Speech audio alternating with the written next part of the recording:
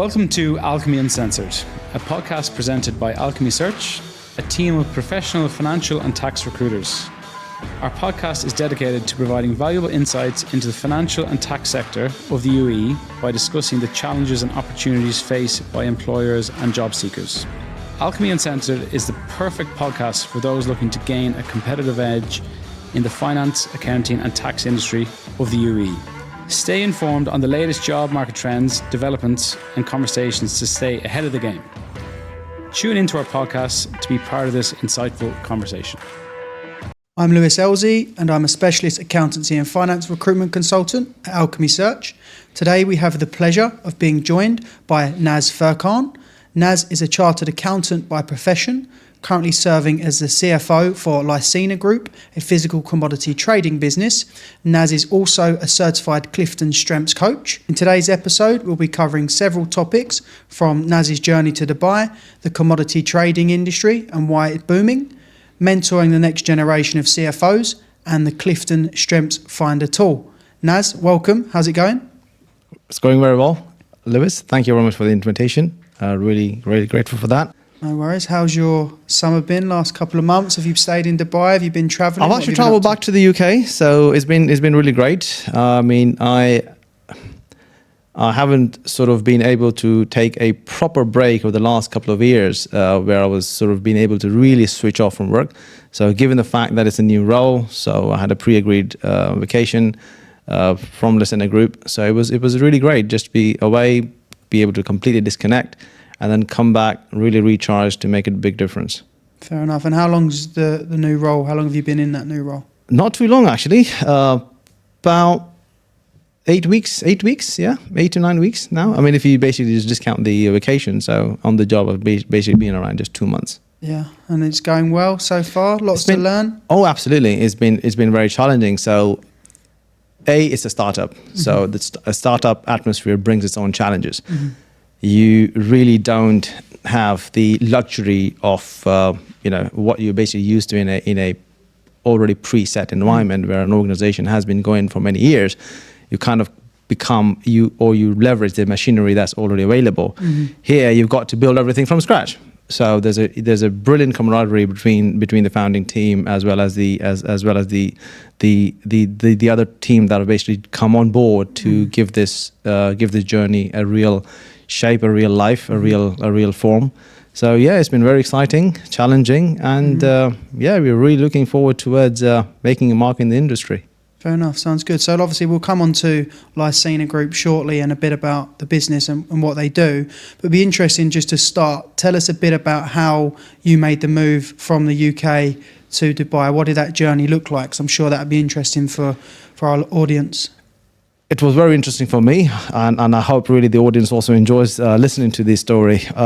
Lewis, this was a bit of a risky adventure. But as they say, if there's no risks, there's no rewards. And I firmly believe in that.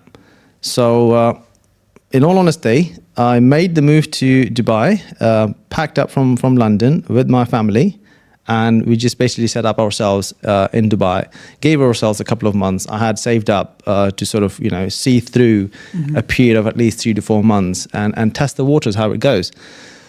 Between that period, I was testing waters with some entrepreneurial projects, which was to do some consulting work as a freelancer. I mean, back then, Dubai wasn't really, or the country in itself wasn't really big on freelancing. This was, now you've got a freelance dedicated visa. Back then, there was no such. When was this year? Back in 2015. Okay. So I was doing a little bit of consulting works for system implementations, particularly with Sage, and doing some financial modeling for certain engineering companies. I also did some recruitment for the same clients for finance and accounting roles. Until I then found myself in a contract role at Arcadis, trying to basically do a post-acquisition integration for Arcadis, following their acquisition of EC Harris and Hyder LLP. So that was sort of a 6 months contract that really got me into the corporate finance job in Dubai. So you'd left the UK. I left with the no UK. job. Absolutely, sir. Tried to find a role when you was here. Yep. And this was your first. This was basically my first role. one. So I was interviewing whilst I was sort of kind of just keeping myself afloat, and eventually landed with Arcadis. Did that project for almost 5 to 6 months until I then found a more secure, long-term, permanent role with Averda, and the rest is just history. But it's been a very rewarding move. Yes, a lot of hard work, a lot of challenges. Things and success especially doesn't come really easy, especially this part of the world. I'm sure it's the same everywhere in the world. But then hard work really does pays off, at least in this region, and you can experience the rewards of your hard work materialize quite quickly. Yeah, tax free being one of the elements as well, right? So why did you choose Dubai? Because we work with so many candidates now. And what we're having to encourage them, and this is how competitive the market is realistically, if you're not here on the ground, it's so much more difficult to find work. So we're working with so many people who are doing exactly what you did. Not everyone has the ability to do so. But I mean, 2015, that must have been quite a risk. And why did you want to come to Dubai?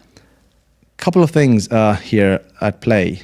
I have lived in the region before as a child. So I grew up in Saudi Arabia, so I was sort of pretty much aware of the culture, and the second thing being the flexibility of actually moving or arriving into the UAE. So, I mean, any other country, there's a ton of compliance, regulatory, visa issues that you basically have to go through. But Dubai's always been welcoming, right? So we thought, okay, and being in the UK, my wife had lived in the UAE as well before, so she was sort of pretty much accustomed to the country. So we've been pondering over this discussion and the idea that should we move, should we try, should we this, should we that. So I kept applying for jobs based from London, and as you very rightly said, the interest was always there in the profile, but there was nothing materializing, obviously, given the fact that I was not really on the ground. But once I did make that move and I was on the ground in Dubai, things started to move pretty quickly. I mean, all of a sudden I was at least having 2 or 3 interviews, lined up back to back, and within that short period of time, I had already landed a job. Because one thing was that I didn't start applying immediately since I arrived, because I just wanted to just kind of experience the life in the country, get myself accustomed to exactly how things work over here. And as I said, I was sort of trialing with other projects on the side. And given the fact that I had already networked with some of the recruiters, so I was in touch. So I let them know that, okay, I'm now in the country. Yeah. And if there are opportunities, just reach out to me. And that really sort of, worked out. Because you've been in finance, how long before you made the move? Like, how experienced were you? Good question. Around at least 10 years worth of experience already behind me. So you had around 10 years experience. Yes. You decided to make the move. Yes. You've obviously had a number of roles here since. And now your most recent role is obviously newly appointed CFO. So I think that's quite interesting to see that growth in your career, really. So tell us a bit about what roles you've had here in detail, and what was that to the route of CFO? Because I know a lot of people have that idea or that dream to become a senior leader. So it'd be good to hear what that really looked like. Of course. I'll be very thrilled to share that journey. Hasn't been an easy one, but again, I'll just go back to being able to take calculated risks was quite critical. So I had almost 5 different roles by the time I basically worked myself into a CFO. I positioned myself well to be ready for the CFO responsibility. So as I said, when I first arrived, I was a project controller with Arcadis, and then I moved into a group FP&A role with Averda, a global waste management company.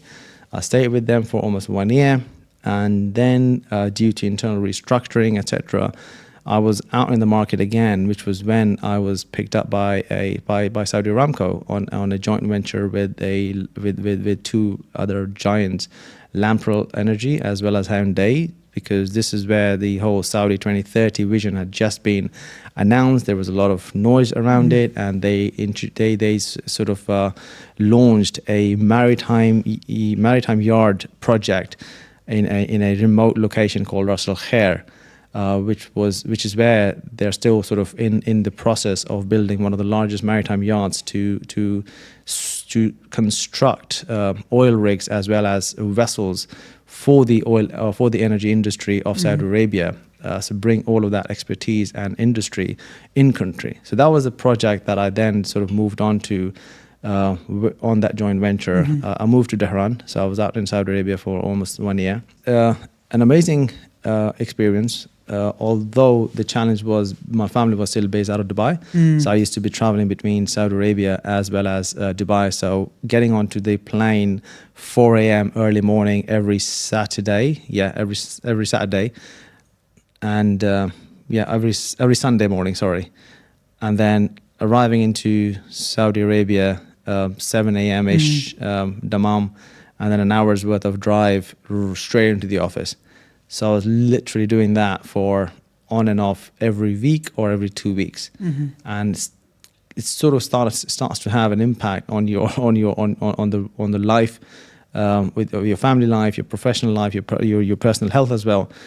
And whilst I was still at it and pretty solid, so before accepting the role with Saudi Aramco, I had been interviewed by Serco, which is a British sort of listed entity, and they had a regional FP&A sort of role. The role kind of went silent. This was more towards for a business unit role they interviewed me for, and then I went over. So almost a year down the line, the CFO sort of remembered me, the head of finance back that time. He sort of remembered that he had interviewed me for a role, and then when the sort of regional role at a group at the Middle East level came up, so he just basically reached out through one of my contacts just to find out where I was and if I would still be interested, etc., etc. And the word got to me that he's interested to interview again if you'd be up for it. And at that point in time, I was already pondering. I wasn't really sure which way I was going to go, especially in Saudi Arabia, given that I've got a young family in Dubai, and I was doing all these ups and down trips. So things were getting extremely challenging. So, in terms of the professional growth, in terms of the role that he was offering, it was a great role. I mean, something really up my street. FP&A, management reporting, working capital reporting and control. So and a lot of process engineering and improvements, that had to be done as well. So I came over during my sort of trips to Dubai, and I went over, had a chat, and then things just progressed from there. And I moved back to Dubai as a sort of Middle East FP&A and reporting manager until I got headhunted by my very first sort of commodity trading industry exposure, which was Licena Group, and they sort of were looking for a very strong FP&A candidate to really bring together the whole management reports, performance reports, planning, budgeting, etc. And as it was back then, it was always challenging to find the right talent from that particular industry. So they took a bet.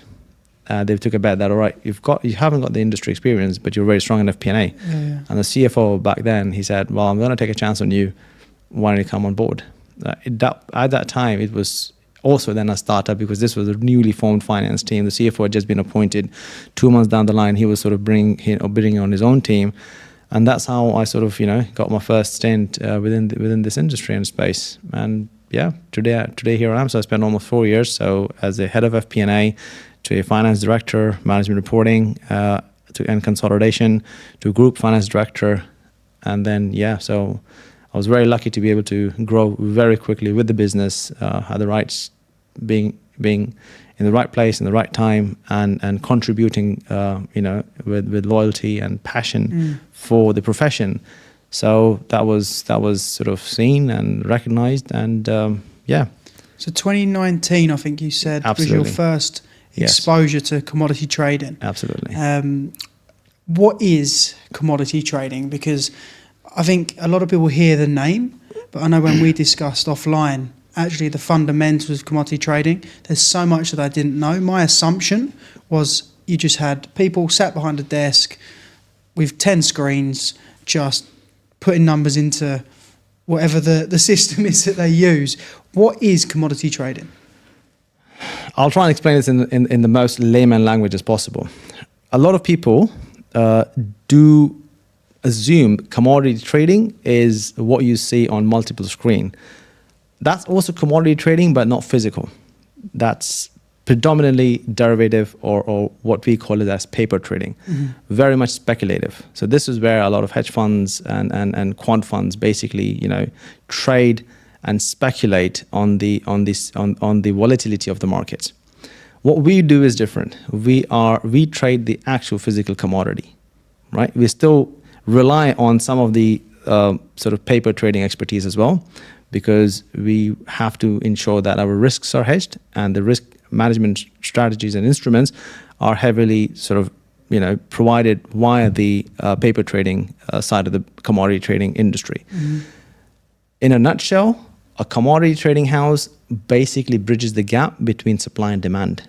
So where there is demand for a commodity in one part of the world, a commodity trading house or a trader will identify that demand through their network, through their leads, through their research, and then try and close that demand gap by sourcing from the origin of the supply. That's in a nutshell what a trader really does. But in the grand scheme of things, if you really think about it, a lot of people don't really either are aware of what a commodity trader, physical commodity trader really does. But if you comprehend this, we take for granted a lot of the consumer goods that we basically have lying around in our houses, right? Take for example a loaf of bread, in the kitchen shelf. Now, the brand that's basically printed on it, a lot of people assume that, and this is definitely the case with my family. They struggle to understand, what are you doing trading this commodity? I mean, it's Kellogg's or it's Louisine or Warburton's that basically bring this bread to the retailer. It's like, no, there's someone farming this wheat in a very remote location in the world, or a very different continent in the world. And then there's a whole supply chain whereby there's aggregators, there's packaging people, there's then the commodity traders, there's transportation, there's logistics, there's warehousing, there's processing. So in the entirety of the supply chain, the one or two individuals, the commodity traders who kind of bridge that gap between the continents, is what we really do. We make sure that we assume the risks of that commodity from the origin and make sure that it reaches safely to the destination. There's a lot more involved to it, absolutely. There's transportation, a voyage, which is vessels. So there's thousands of vessels out there moving the goods that we consume. But then there's very little know-how in people and very little appreciation of what really goes around in the background for a commodity such as wheat, grain, rice, sugar, energy commodities, which are, so in the industry, they're called as the hard commodities, right? Fuel, you turn up to a gas station and you've got fuel ready to go. A trader has basically made sure that is available at that moment in time so that you could turn up and fill up your car. That's what physical commodity traders really do. Yeah, I think we take it for granted. We definitely take it for granted, like you say, because I remember when we spoke, it blew my mind the amount of detail that goes into bringing X commodity to the end user. So give us an example of commodities at your current business. What's the commodities that you would trade, for example? So Licena has 4 key desks, which is energy, oil and gas, predominantly dealing with refined petroleum product. And then we've got fertilizers, which is basically used to grow agriculture. There's a lot of chemical byproducts, urea, ammonium acid, ammonium sulfate. And then we've got a grains desk, which is trading wheat, rice, predominantly, crops that are basically grown. And then we've got pulses and oilseeds desk, which is sort of your lentils, your chickpeas and spices, sort of very soft commodities, very small portion of the portfolio. So these are the commodities that Licena is trading, and we are sort of always, our traders are researching in the market, trying to read reports, trying to monitor pricing, trying to monitor geopolitical movements, trying to monitor government policies, because a lot of geopolitical, a lot of government decisions impact the industry. I mean, an example would be, right, China. If they basically announce a ban on import or export of a said commodity, that impact that decision will impact traders across the region, across the world. Whoever has basically got a position of that commodity will be impacted. By position, I mean if you're holding on to the commodity in physical form, or if you're basically literally just entering into a contract and the price then moves, there's a high risk of default from the counterparties. So as physical traders, you have to be very certain that you are always on your toes, managing your risk as well. Because as a physical commodity trader, we assume that risk. We take that risk onto our balance sheets. And if there's a default, we would take the hit. So although there is trade regulations that govern the industry and really standardize the contracts of the industry, but there's always an element that you have to take extra precautions. You have to ensure, you have to go the extra mile to make sure that as a business, as a trader yourself, the contracts and the trading terms and the payment terms are, suitable for your risk profile. So, yeah. Yeah. You gave us example, or could you give us an example of step by step, because I think this was really clear when you explained it to me. If you chose a commodity, what is the step-by-step process that happens, which you're involved with, and who the customers are, etc., from inception through to completion? What does that look like? I'll give you a very good example for that. So inception would basically start with a lead that a buyer in the market is looking for pulses, for example, right? Or grain, for that matter. Of wheat, okay? So the buyer will basically, through their network, reach out to the traders that they have basically been trading with. The industry very much works still on personal connections, personal networks of those traders or of the trading houses, directly or through brokerages as well, right? So the lead comes in, the trader, along with finance, along with the commercial team, will vet the lead, understand really what is needed, when is it needed, what is the spec of that product that is needed, and do we have the ability to source that volume, that specification, and also read the market to see if we will be able to, through our partners, through the ship owners, the ship brokers, be able to charter in a vessel to make sure that at that very particular moment in time when the product is needed, we will be able to move that cargo or that goods to the set destination. So once all of these studies are basically done, and then the trader will start reaching out to his sellers, his network of sellers, wherever the specification is grown, they'll reach out to the brokers, they'll reach out to the traders, and then start studying what are basically the offer prices of this said commodity from that destination, from that region. And once they have reviewed, once they've vetted, again, there'll be involvement of finance to really see the pricing, to then really look at what are the risks in terms of the price volatility. Is there any geopolitical sort of news on the horizon that could impact the pricing? What payment terms are being offered by the buyer as well as by the seller, see what our working capital can absorb, what we cannot absorb, and try and really structure this deal together piece by piece. We would go out to insurance brokers. We would then go out to surveying companies for testing the quality of this product independently to ensure that to the seller that what we are procuring for you or what we are buying on your behalf matches exactly to your specification, and we'll share those reports with the buyer. Through the whole process flow, eventually those goods will arrive at a set agreed location or a port or a warehouse, wherever that basically, the Incoterms dictate for that particular deal. We will then take ownership of that. We will then start moving that cargo from the origin to the destination, which could take 10, 15, 20, 30, 40 days, depending upon which part of the world we are buying from and which part of the world we are selling to. And then eventually that vessel will hopefully safely arrive at the destination. Once the vessel arrives at the destination, this is where we would then inform the buyer that the vessel has arrived, what are the terms of the trade have been fulfilled. We'll submit all the documentation. We will then ensure we monetize whatever the instrument they basically issued for paying on behalf of that cargo.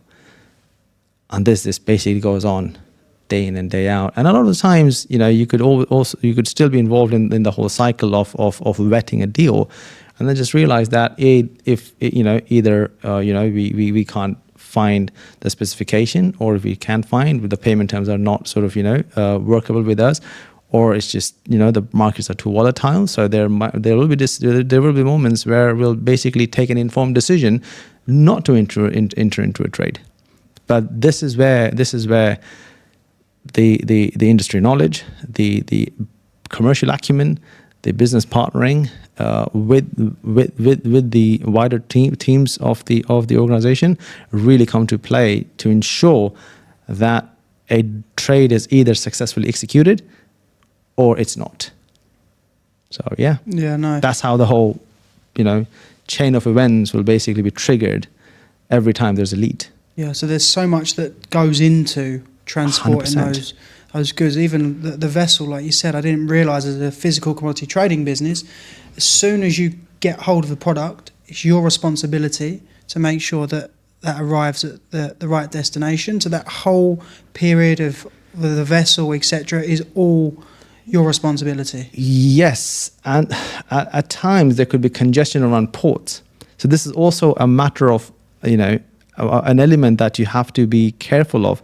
When your vessel is either arriving at the discharge port, which is where we are buying from, or to the discharge port where we are delivering to, or the load port where we are buying from, there could be congestion, just like traffic congestion on the roads. So if there's vessel congestion, and if the vessel is not basically being loaded in time, that will then trigger demurrages, which is a cost that you have to incur onto the P&L for delay, or for delay of loading onto the cargo, onto the vessel. So there is, despite having pieced everything together, there's still a lot of uncertainty. I mean, you're sailing on open waters, right? That in itself is a pretty harsh environment to be operating in. And we just really then hope that all the pieces of the puzzles have basically been put together very tightly. You've managed your risk as perfectly as possible you could do. You've studied all the elements of the deal, of the origin, of the destination, and you're comfortable that as per your company policy's appetite, you're secure on both fronts. Because anything goes wrong, it's your P&L on the line. Yeah, no, there's definitely a lot that goes into it that I don't think we realise until you gave that explanation. I never realised that myself either. I mean, one of the things I've developed over the course of my career with this industry is the respect that I have built up for seafarers. I mean, how many people actually realize that there's thousands of people on vessels working for days on end away from their homes, away from their families? They're literally just out there. I mean, yes, if it's Navy, that's understandable, right? There are different sort of responsibilities towards the country. But seafarers are just people who are working on vessels and container vessels and tankers. And these are the people who, I mean, I cannot really put myself into that sort of, you know, situation. I've always wanted to go onto a vessel just to explore and experience how it feels to be sleeping in a sort of, you know, a berth in a vessel. Unfortunately, I've never really been able to get that opportunity. I was invited a couple of times, but I always sort of somehow managed to miss the invitations, unfortunately, and I really kick myself up the backside because of not making to the vessel. But I've developed a huge respect for these people. I mean, it's a completely different world out there, and it's their blood and sweat that really ensures that we get to enjoy the commodities that we enjoy, right? Whether that could be anything. I mean, that's our digital electronics, or there's consumer foods, or whatever that might be. Yeah, no, it's definitely interesting. And one trend we're seeing is the number of commodity trading businesses now have recently set up in the region or have been established for a while, or businesses that are looking to set up in a region. There's a real boom in commodity trading in general. Why are commodity trading businesses, in your opinion, setting up in this part of the world? Good question, Luis. So let's break it up into two parts, right? So there's a boom. Yes.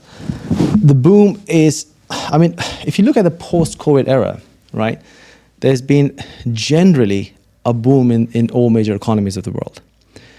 And when you look at the emerging markets, you look at India, you look at Africa, you look at China to some degree, yes, they're struggling currently, but they're still a very big economy.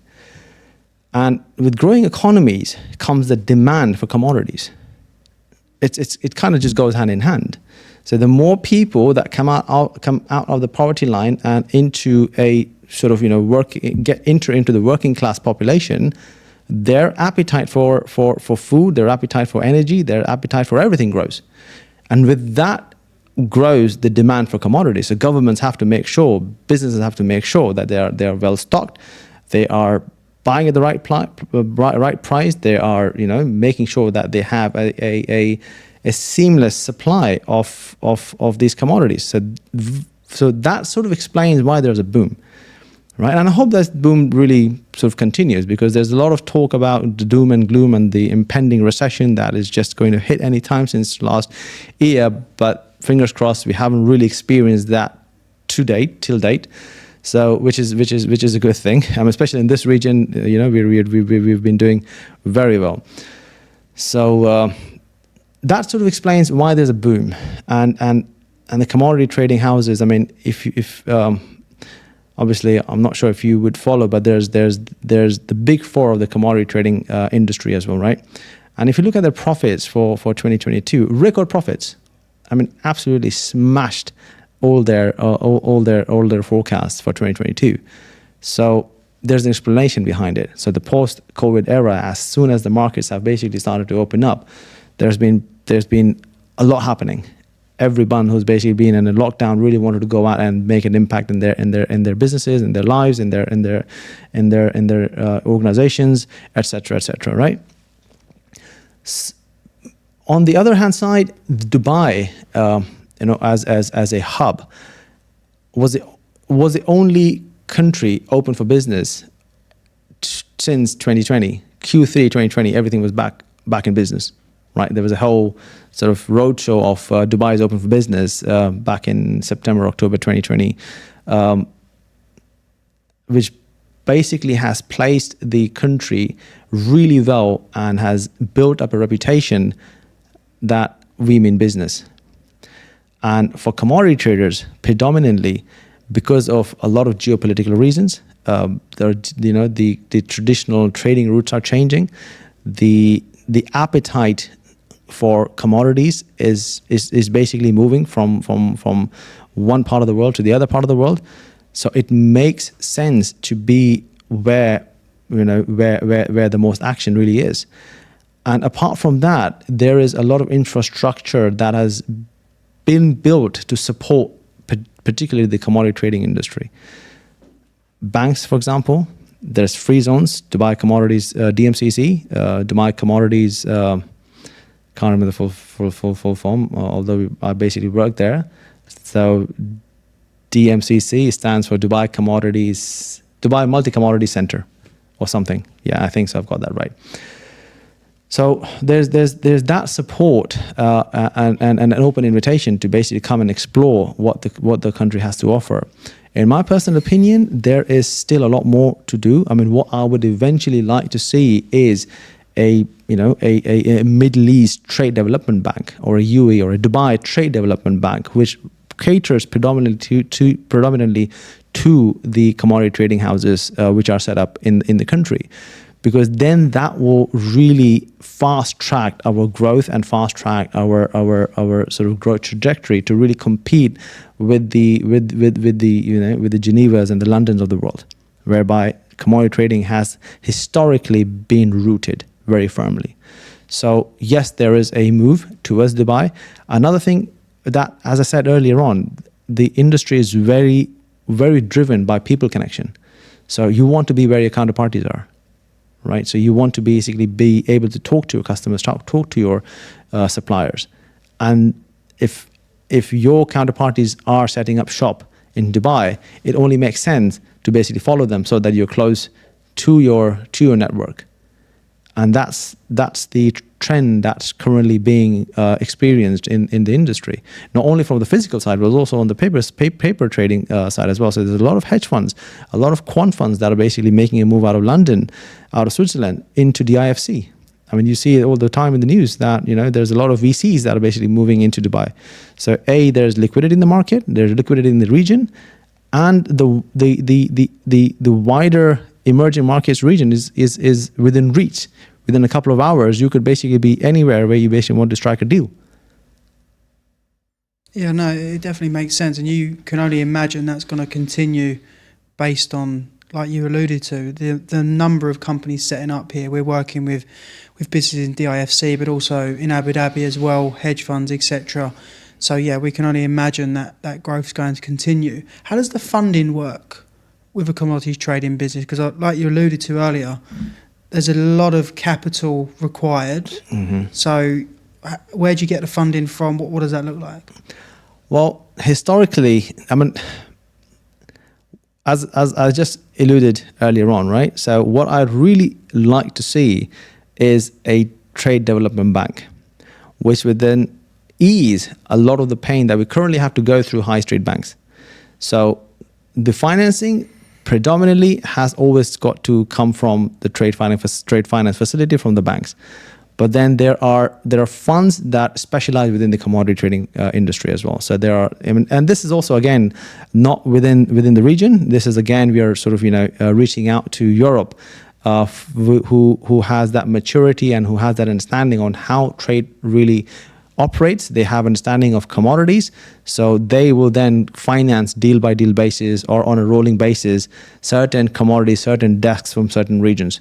So when it comes to financing, as a CFO, you really have to look at all different avenues. You have to reach out to VCs, to for private funds that specialize in commodities, to banks, to private investors, and a whole bunch of people, and try different financing deals to be able to then keep the ball rolling. Yeah. Fair enough. So no, it sounds like there's lots that have been done in terms of encouraging commodity trading businesses to operate here, but there's definitely more to go. So it sounds like you're in a good industry right now. You've landed in a good place, and maybe for people looking at what's the next best industry to try and focus on or get some knowledge around, then maybe commodity trading could be one for them. Some interesting facts, right? So commodity trading can be traced back to 4,500 BC. That's how old, in Sumer, which is the modern day Iraq, which was where commodity trading historically has basically taken effect. So it's an industry and it's a profession. If it's been around for so many generations, it's not really going away anytime soon. Yes, the digitalization, the telecommunication, solutions have amplified the industry quite a lot. I mean, one of the things that Licena is doing, we are trying to democratize this whole industry, a little bit of a shake-up sort of thing. So what we are doing is we are creating a platform. I mean, trading traditionally has always been done between two parties who are well financed and who basically have, the ability and the risk management tools to be able to execute a trade successfully. But you could be a trader sitting in South Africa or India, and you might have been sort of working for a commodity trading house in the past, but you've got a very good network, and now you're trying to do something of your own. Individually, going and finding the financing can be more or less impossible, right? So what Licena is doing, they're launching a platform called the BXG platform, which is where individual traders can come to the platform, register their deals, and we will then vet it internally. And if we, with our network, we will vet it, we will road test it, we will study the pricing, etc. And if it looks good and fits our appetite, then we'll basically enter into a contract with the said trader and finance and get the whole trade executed and settle whatever the agreed margin sharing we had agreed upon with the trader. So historically, I mean, there's been joint trade agreements between trading houses, and they have strategic partnerships in executing deals. But to support a solo individual trader, that's not very common. It's not really been seen before. So this is where Licena is trying to sort of democratize the industry, and hopefully that will entice more people to then be freelancers in the industry. So you don't really have to be associated with a big trading company, but you could still be trading with the help of BXG platform and really be out there.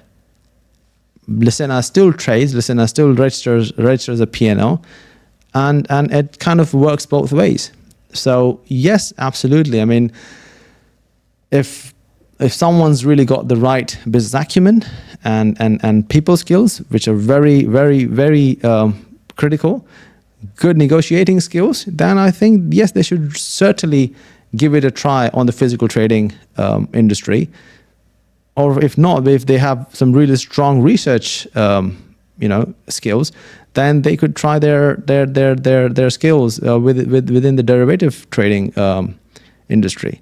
Either or, commodities are here to stay, right? I mean, these are naturally produced products from Mother Nature, and as far as the world keeps spinning, hopefully we'll keep generating and producing more of these, and a lot of traders will be able to trade them. Interesting. So yeah, a very traditional industry, like you said, but sounds like you're trying to disrupt it as well, which is absolutely, which is good to know. So in addition to commodities trading, I know you're very passionate about mentoring, coaching. You introduced the Clifton Strengths tool to me, which I didn't know too much about. So it'd be good just to hear a bit about your experience in that area, and especially the Clifton tool, because I think that's good for people to, if they've not heard of it before, do a bit of research around, because I think it's really really useful.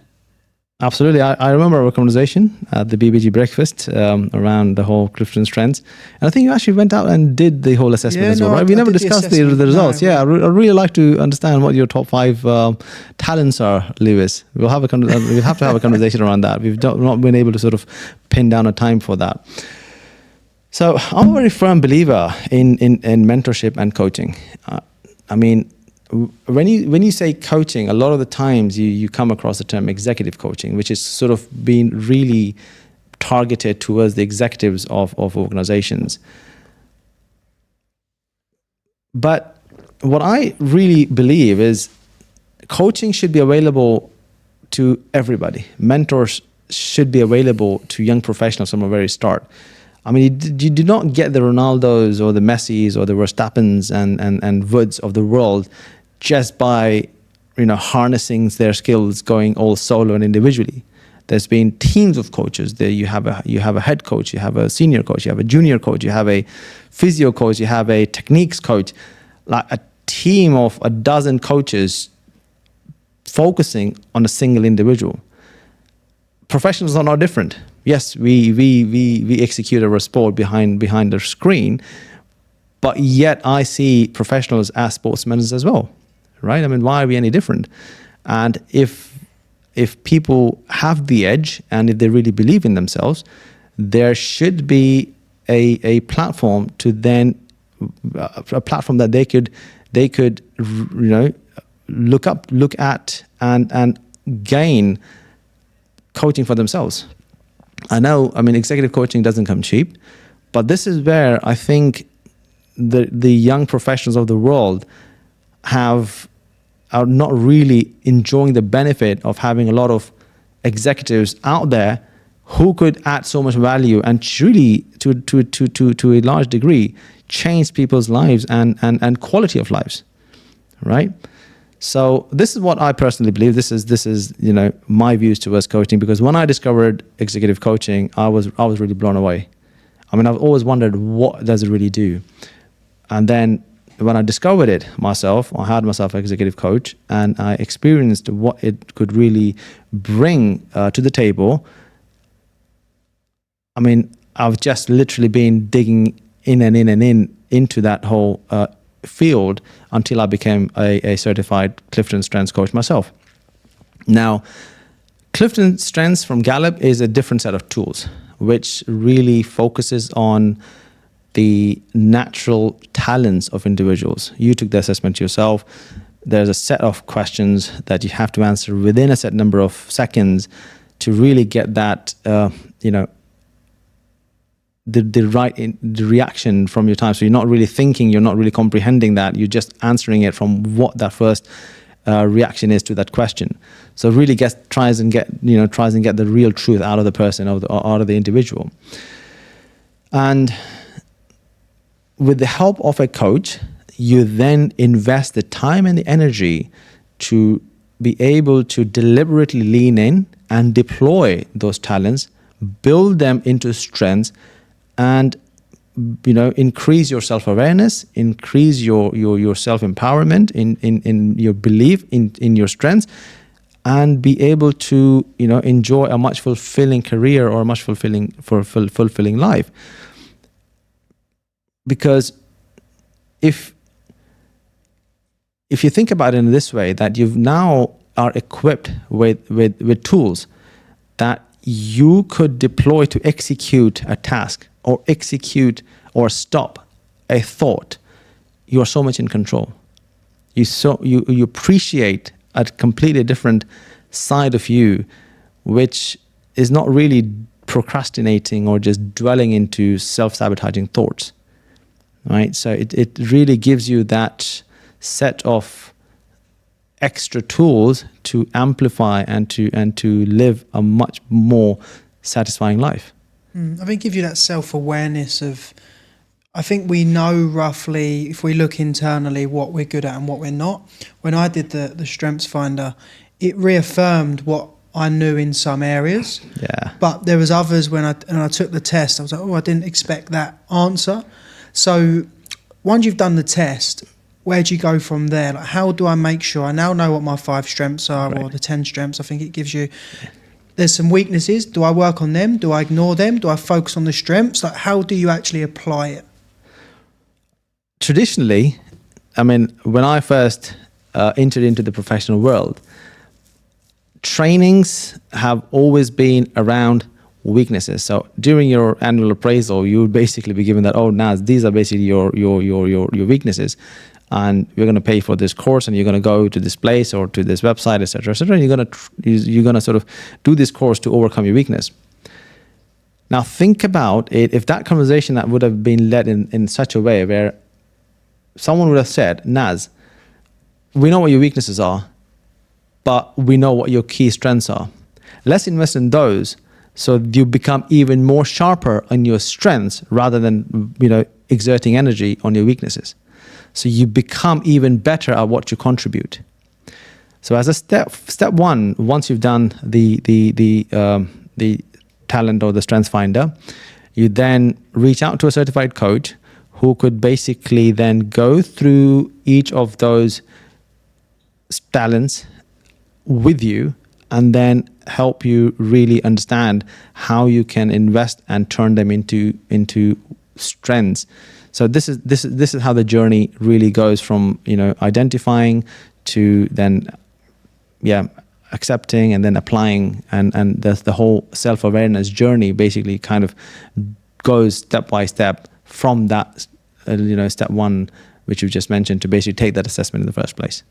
Very interesting. I think it's definitely good to have that self-awareness, especially in terms of finding a new role, recruitment, just generally knowing yourself in your day-to-day tasks. I think it's definitely worth doing. So I definitely encourage people to do a bit of research into that. Absolutely. But on a lighter note, just before we wrap up, a few quick-fire questions, as every podcast does. Let's try that. So, your favourite restaurant in Dubai? I'm not sure about if you're aware of Indian cuisine, but there's a restaurant called Trescent. I discovered that when I first moved to Dubai a couple of years ago. They were first based out of Voco, but now they've actually moved to Dubai Festival City. And they've recently been given a Michelin star as well. So if you haven't tried it, they do a lunch deal for like 120 or 150 dirhams. A Michelin star lunch sort of package. Brilliant. I'm a fan of their food. Absolutely. They do Indian cuisine, but with a different fusion to it. So yeah. Cool. Definitely try that. Definitely check that one out. Sure. Your favourite way to spend the weekend? I like to always start my weekend with a session at the gym. It just clears my head and sets me up for the week ahead. So yeah, and then after that, whatever the children actually hold as a surprise. Taxiing around, I imagine. Absolutely. And Absolutely. Your favourite country that you've visited? I was actually lucky enough to travel to Lebanon as part of a business trip with the Verda. And I was a fan of Lebanese food, but the Lebanese food in Lebanon is on a next level. So by all means, yes, I find that country very fascinating, and the people as well. Yeah, I've heard good things actually. Definitely need to check. Not far, is it? It's not far at all. Yeah, a couple of hours, and then you're in Beirut. Yeah. If you wasn't a CFO, what would you be? I'll be an engineer. I yearn for problem solving. So, but yeah, I would have definitely been. Any particular field of engineering? Not sure. Time would have basically been the better judge of that. But yeah, as a CFO as well, I mean, people assume that finance people always crunch numbers, but we're not just crunching numbers all the time, right? We're problem solving, we are structuring, we are business partnering, we are designing processes, we are designing technology on how things should be done. How do we support the decisions that the business need to make? It's all in engineering as well, but just termed differently. And the final one, what gets you up in the morning? A drive and a passion to add value, either to my work, either to my network, either to myself. So that really gets me up in the morning, and I think, okay, how on or where am I going to add some value or drive value from? I think that's really critical. The value proposition really needs to be important. Yeah. And when that goes, then yeah. Otherwise, then you're sort of cross that bridge when it comes to it. But for now, all is well.